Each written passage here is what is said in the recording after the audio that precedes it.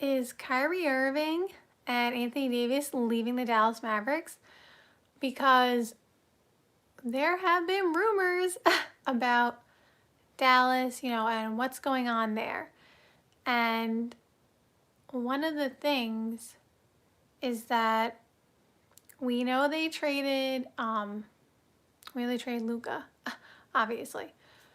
But after that, their goal, Nico, I know he's fired now, but as Nico said, defense wins championships, right? So, their plan was to be a contender. They brought in Kyrie and AD to try to win. And obviously Klay Thompson. And then they got Cooper Flag. They got the #1 overall pick. So they definitely got, a little bit of luck there. But the point is, now there is like conflicting reports about, is Kyrie going to be back this season? And we don't know. Is Anthony Davis going to be traded?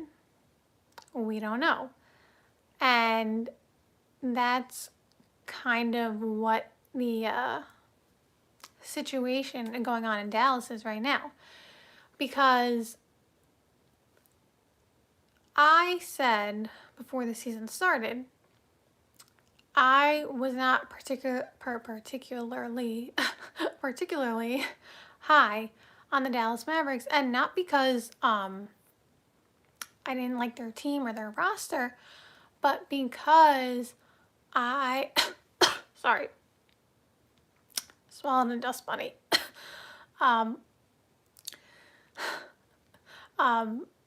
Because I wasn't sure if Kyrie would be back. I know that apparently he's making great progress, and physically he may actually be ready sooner than I or a lot of people thought. But the problem is there is conflicting reports now, and take the reports with a grain of salt until actual, things happen, like a trade or whatever.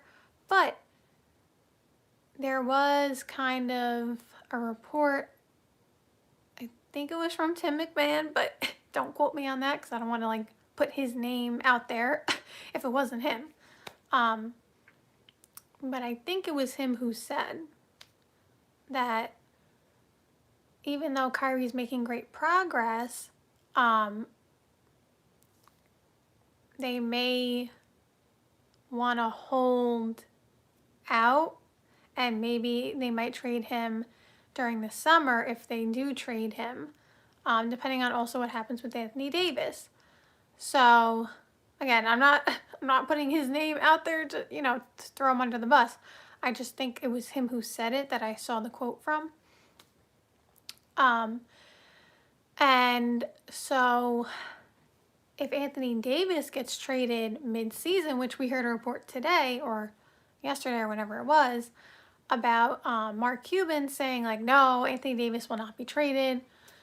But he's not a majority owner anymore, so I don't know how much control he would actually have over that. I know he said that, of course, but can he actually prevent that from happening? Probably not. And so Anthony Davis, if he gets traded mid-season, that obviously changes the trajectory of the Kyrie Irving thing, because again, they paired Kyrie with AD and Klay and everybody else. And so if you would think if they're trading Anthony Davis, Kyrie might be next, because those are two win-now players. You know what I mean? Unless when they traded AD, they got someone else who they believe is more win now and would help them more, then maybe the Kyrie thing, goes a bit different. But I feel like if you trade AD, you're probably trading him to get more of like a rebuild player. And you got Cooper Flag. So they obviously want to build around Cooper Flag. So that's why, like, it just kind of depends on what they do with Anthony Davis. Somebody said keep grinding. Yep, I'm gonna keep on keep on going live. Thank you very much. Someone said go Mavs. I guess you're a Dallas Mavericks fan. You know, they have good pieces. Like they have, like I'm talking about like the younger players, obviously Cooper Flag, you know, but they also have Derek Lively, who I really like, and I think he's a fan favorite in Dallas, you know. Like Derek Lively is a really, really good player. Is he ever going to be like an MVP? You know, that remains to be seen. Never say never, because you never know, you know, what players, you know, end up doing in their careers as they, you know, get into their primes. But I don't know if he's going to be, you know, an MVP caliber player. But what I do know is he will definitely have an impact, you know, on whatever team he's on, you know, during his entire career. Because he's just that good. So, you got Derek Lively. PJ Washington is still, I mean, I know PJ Washington's been in the league a little while, but PJ Washington is still like 25 maybe. So, like, there's still time, you know, with him and stuff like that. Like, you know, they have players, you know, younger, and then again, Anthony Davis and Kyrie, especially Kyrie. You know, I think Kyrie has a lot of value. Like 2 years ago or so, when Kyrie got to the Mavericks, his value, despite being the talented player that he is, his value around the league was not as high due to a lot of the off-court kind of things. But now his value is back up. Are you going to get what you would get for 27-year-old Kyrie? Maybe not. But you would get more for him now than you would have 2 years ago. And again, that has nothing to do with the talent. It just had to do with the optics around him, whether they're fair or not. I'm not saying they're fair or they're not fair around Kyrie. I'm just saying the optics made his value less. So, with that being said, if they were to trade Kyrie, I think they would get something really good for him, depending on, you know, what they're looking for. Someone said, and he plays 2/3 of the games. Are you talking about Kyrie? I'm not sure who you're talking about. But yeah. So let's quote the famous Brian Windhorst here. What's going on in Dallas? If you know, you know, the what's going on in Utah, you know, that whole thing. So shout out to Brian Windhorst for that. What's going on in Dallas? Because they fired Nico Harrison, who is, you know, does architect make sense? I think it does. Who is the architect of this newly formed Mavs roster, right? The defense wins championships. We're winning now. Kyrie, AD, Klay Thompson. I say those three players because those are the ones they added, you know, post Luka. Although they added Klay Thompson before that, and Kyrie. But Anthony Davis was like the piece, right? Shout out to Max Christie too. He was in that trade. But now we are out of the Nico Harrison era. So are they going in a completely different direction? Like, we'll never know the answer. No one's ever gonna come out and actually give us an answer, but did ownership not necessarily not approve, because they obviously approved the Luka trade? Like, that trade doesn't go through if they don't approve it. Whether or not they were like completely, you know, on board is like a different story. Like, I don't know all the details. Like, meaning, like, I don't think it was their idea. Or maybe it was. I don't know.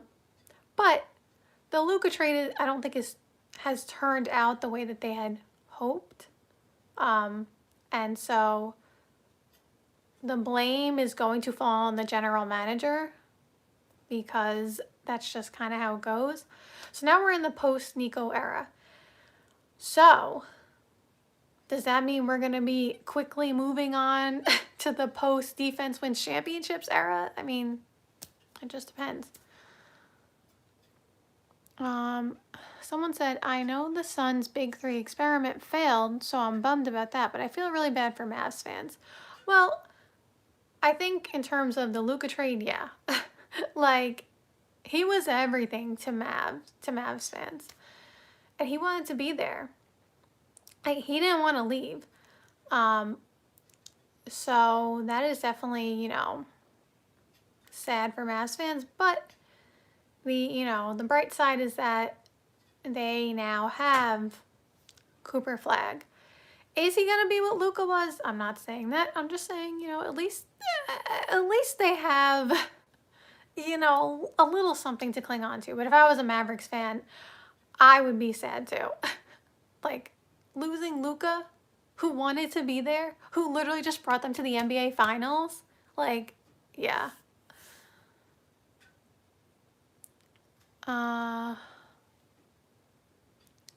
Someone said the Mavs sold Luka out for a pocket full of whatever that is. I guess you're saying a bag of chips. Cooper Flag is overrated. Well, I don't think that's fair to say when he has barely played. Like, give him a chance. I don't, like, it's kind of like the same thing when people label players bust and the player, only played 1 year or whatever. Like, I understand players don't always live up to expectations, and,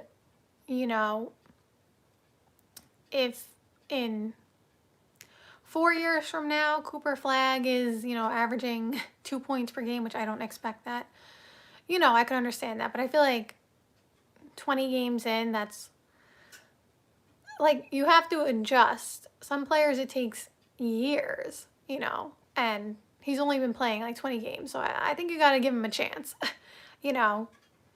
I understand he had a lot of hype coming in, and that's where the overrated label tends to get used. Because it's like, for example, when Andrew Wiggins was drafted, he was supposed to be, a lot of the number one picks get labeled this player, right? So from my recollection, he was labeled as, oh, he's going to be the next Michael Jordan and LeBron James, right? And so how many players can be that? We're talking about the top, first of all, for me, Michael Jordan's number one all time. But we're talking about number one in most people's books, or a lot of people's books, Michael Jordan. And LeBron is number one in some people's books. And regardless of where you have them, that's two of the top three. 5, depending on where you put LeBron. I've never heard a single person have Michael Jordan lower than maybe 2 or maybe 3. I don't I don't know about that. I've heard some people have LeBron 4 and 5, so like that's not an unrealistic, take. But we're talking about 2 top 5 all time. Like, to have that label, obviously, even if Andrew Wiggins won an MVP, and he did win a championship, by the way, and was very good on that championship roster, even if he won an MVP, people would label him overrated because he didn't live up to being Michael Jordan and LeBron. But you can't, how many people are going to be able to do that? Nobody. Well, somebody eventually, but like, you know what I'm saying? Like, so going back to the Cooper Flag overrated thing, you're entitled to your opinion, and I'm not, saying that you can't say that and that you won't be, maybe you'll be right in the future. what I'm saying is like, when you have comparisons that are that large, it's like you're not giving them any option to be anything but like a top 2 player all time. And like I said, how many players currently in today's NBA are going to finish in the top 10 all time, let alone the top 5? I already have Steph Curry in the top 5, and so do some other people now. I've had him in the top 5 for a little while. To me, I think I've said that he's like 3 on my list. I don't have a set list, so like 3, 4, whatever. But how many current players are going to be top 10 all time? You know, people will say maybe Jokic, maybe. You know, some people say maybe Giannis, but like, it's not easy to be a top 10 player all time, right? So that's what I'm just saying. Like, I'm not trying to belittle your opinion on saying Cooper Flag is overrated. You are absolutely entitled to that opinion. And again, there are like I you know, if you watch this page, I try to talk about the good in the NBA, you know, and talk about, because I feel like a lot of news, you know, people want the clicks, they want clickbait, and of course I want the views too. I want you guys to, you know, be watching, but you know, to get more views, it's easier to be like, you know, make a title that sounds a little bit bad, I guess. I don't even know if bad's the right word, but you know what I mean, like drama related. And it's fair enough. That's literally how it works. I understand. You know, I try not to clickbait. You know, I'm not gonna say I never have, but I try not to, you know, kind of put that kind of energy out there, because that's not really what my channel is about. I try to talk about, you know, some more of the positive things in the NBA. Like, talk about players who are underrated that we don't ever give recognition to. And, you know, we're not going to hear about them on some other platforms, right? And so, while I try not to have that, you know, mentality, obviously there are players in the NBA who are overrated for what me personally, just like you guys personally, feel like they potentially provide. Now, to me, overrated is not exactly the same way that other people use overrated, because people just use overrated and just kind of throw it at anybody. Even if I would think someone is overrated, that doesn't mean that I don't think they're good. Like, if I think someone is overrated, they're still one of the 450 best players in the world, or maybe you could put them 500, 600, because I'm sure there's some players who are overseas who are just as good also. But overrated to me just more so means, like, depending on, you know, what player I'm talking about. Again, I don't really think about those things, but if I was to think someone is overrated, it would be more so like, I feel like for the production and the money, I feel like they may be a bit overrated in terms of, you know, whatever they are putting out, right? But that doesn't mean that I'm like, oh, they're a bad player, you know what I mean? Like, overrated versus not good player are 2 different things, and I think people get those things mixed up.